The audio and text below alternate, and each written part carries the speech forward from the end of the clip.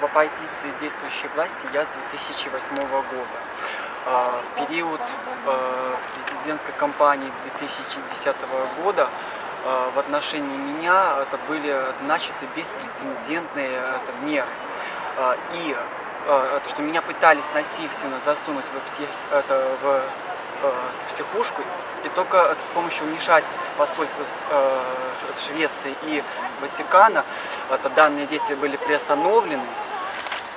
Согласно вот этого полученного письма, по указанию Витебского облсполкома, мне назначено принудительное психиатрическое лечение. Мне рекомендуется явиться в Витебский областной психоневрологический диспансер для дальнейшего лечения, психиатрического лечения, в котором я не нуждаюсь. Это что данное решение было принято необоснованно, потому что я наблюдаюсь в поликлинике у врачей с астмой бронхиальной. Это один из лечащих врачей, который меня наблюдает все эти годы. Это не выносил предписание, рекомендации на данное лечение. Что я нигде в психоневрологическом диспансере не состою, ранее за данной помощью не обращался.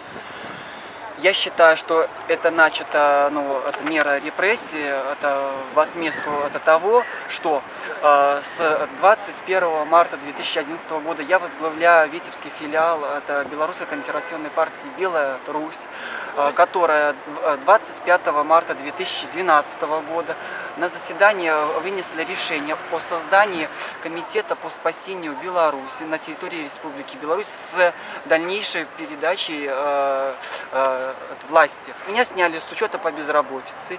3 мая меня вызывали в управление КГБ по Витебской области для дачи объяснений, где мне было предложено, первое, сотрудничать с ними, и второе, приостановить свою деятельность, на что я категорически отказался.